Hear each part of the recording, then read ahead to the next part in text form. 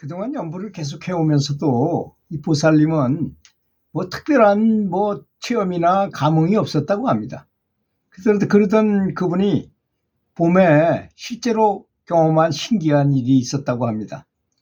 시어머니와 함께 한 집에 산 지는 10년이나 되었는데 그리 썩 좋은 고부관계는 아니었던 게 사실이었다고 합니다. 작년부터 다니던 그 연불원의 스님께서 남이아불타불 연불기도법에 대한 말씀을 자세히 해주셔가지고 고부간의 갈등과 주변 사람들의 관계를 개선하기 위해서 아미타불 연불을 하기로 했던 것이었습니다. 가끔씩만 절의 법당에서 연불하고 평상시에는 집안에서 또는 밖의 언제 어디서든지 차를 타고 있을 때는 차 속에서, 지하철 속에서는 지하철 속에서, 시내버스 기다릴 때는 정류장에서 아미타불 연불을 마음속으로 부처님께 감사하면서 함께 했던 것이었습니다.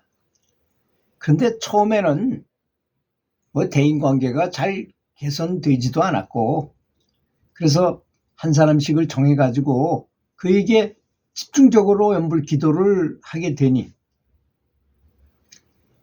그렇게 해보니까 오히려 턱하고 걸리는 사람들이 많더라는 것입니다. 한 사람을 위해서 그 사람을 집중적으로 사이가 좋아지게 하려면 턱 걸리는 거야.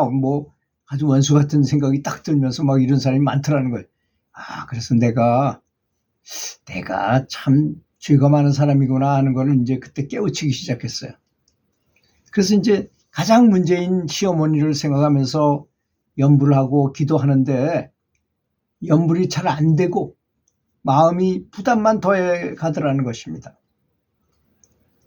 그래서 연불을 하면서 고요해진 내 마음의 내면의 마음을 가만히 들여다보니까 나에게 욕심이 너무 많았었고, 시어머니 존재를 인정하기 싫고 시어머니가 하는 말은 다 듣기 싫어하고 한다는 것을 알게 됐어요.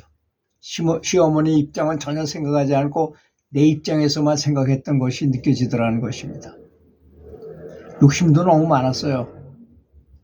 어머니는 전혀 무시하고 아들한테 이렇게 관계를 짓고 이렇게 하고 이랬던 것이, 내가 욕심이 많았다는 것이 이렇게 확연하게 느껴져요. 사람은 언제 그게 가능하냐면 평상시에는 그런 마음을 가질 수가 없어요. 근데 연불한다고 연불을 하면서 이렇게 마음이 차분한 상태에서는 그런 게 다 읽을 수 있어요. 자기 마음을. 그렇게 해서 그런 마음을 잊게 된 것이었습니다. 그래서 나는 그러한 심보를 보게 돼서 스스로 깜짝 놀랐던 것입니다. 내가 정말 잘못된 사람이었구나.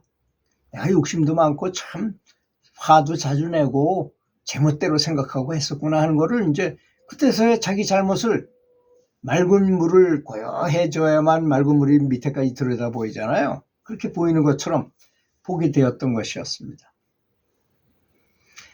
그래서 이제부터는 나 자신을 위해서 진심을 다해서 연불하게 되었던 것이고, 모든 문제는 다 나에게 있기 때문에 내 마음을 정화해야 되는 업장을 소멸하고 내 마음을 정화해야 되겠다고 생각하게 되었던 것입니다. 이게 굉장히 중요한 연불의 요소인 것입니다. 그전까지 모든 잘못은 다른 사람한테 있다고 생각했던 처지에서 모든 잘못은 다 나한테 있었구나. 저 사람이 나한테 이렇게 대하는 것도 내가 그렇게 했기 때문이라는 걸 마음이 차분해진 상태에서 자세히 들여다보니까 그런 게 보였다는 것입니다.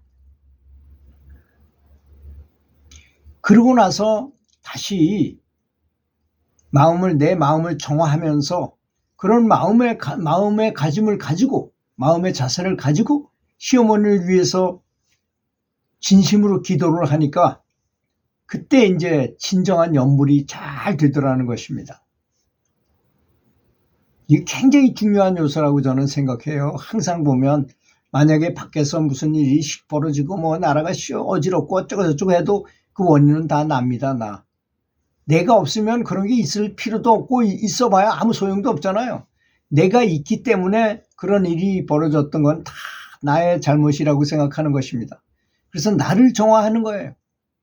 세상이 어지럽고 주변 사람들이 나를 괴롭히고 나하고 사이가 안 좋고 하는 건 다 원인은 나다. 나를 정화한다 이거. 그래서 이분이 이제 그걸 깨우쳐가지고 시어머니를 위해서 기도를 하게 되니 그때부터 연불이 제대로 됐다는 것입니다. 역시 이 치유심조라는 말이 정말로 맞는 말이었다는 것을 이제 깨우치게 되는 거죠. 그럼으로 인해서 모든 원인은, 그래서 기도할 때 타켓을, 보통 사람들은 예선주가 몸이 아프다, 그걸 낫기 위해서 기도한다면 예선주가 낫기 위한 데다 타켓을 맞춰요. 근데 이분이 하시는 연불처럼 자기 주도적으로 연불을 하고자 한다면 원인은 나라고 생각하는 것입니다. 예선주가 아픈 것도 나의 업이구나. 그렇잖아요. 그 예선주가 왜 내가 아주 마음 아픈 자리에 딱 있으면서 했겠습니까? 다 나로 인함이잖아요. 그래서 나를 참여하는 거예요. 내가 전생에 무슨 죄를 졌기 때문에 저런 일이 일어났을 것입니다. 내가 깊이 참여하면서 기도드립니다. 부처님. 그래서 이제 관세음보살을 부르는지 이렇게 한다, 이렇게 하는 것입니다. 그렇게 하니까, 그렇게 연불을 해가지고 시어머니를 위해서 기도를 계속 한 고비를 딱 넘어섰더니 연불 기도가 아주 잘 되는 것 같고 아주 기쁘고 아주 신나고 행복해져요. 연불하는 것이. 너무나 감동해도 눈물이 막 나오고 그렇게 그런 처지가 됩니다. 신심으로 그렇게 나부터 참여하고 연불을 하게 되면 감사하면서 부처님께 연불하게 되면 그런 현상이 일어나게 되겠죠. 며칠 지나고부터 시어머니께서 저의 마음을 제대로 알아주시고 내가 참여하니까 그분이 그렇게 하시는 거죠. 원인은 다 나한테 있었으니까.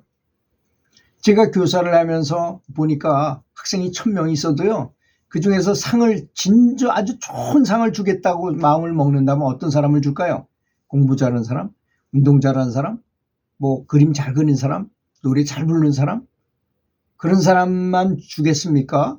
정말 선생님한테 감사하고 그런 것도 잘하는 사람을 줄 거 아니겠습니까? 인성이 좋아야 된다는 말이 언행일치가 되고 정말로 저놈은 선생님한테 감사하는 사람이다 라고 느껴졌을 때 그 사람이 제일 좋은 거와 마찬가지죠. 바로 연불도 그렇게 해야 된다는 것을 말하는 것입니다. 그랬더니 마음도 알아주시고 건강해야 한다고 보약까지 며느리한테 챙겨주더라는 것입니다. 또 차까지 사줬어요. 중고차였지만 쓸만한 차까지 선물로 주시더라는 것이었습니다. 그런 게 바로 현실에서의 연불가피잖아요. 우리는 이런 경우에 꿈속에 뭔 가피가 일어난다거나 뭘 본다거나 이런 게 중요하다고 생각해요. 이렇게 현실적인 면에서, 현실에서 나타나는 가피가 훨씬 더 큰 높은 수준의 가피인 것입니다. 현실에서 뭔가를 나타나는 걸 본 거잖아요, 이분은. 또 남편과의 사이도 더욱 좋아졌어요.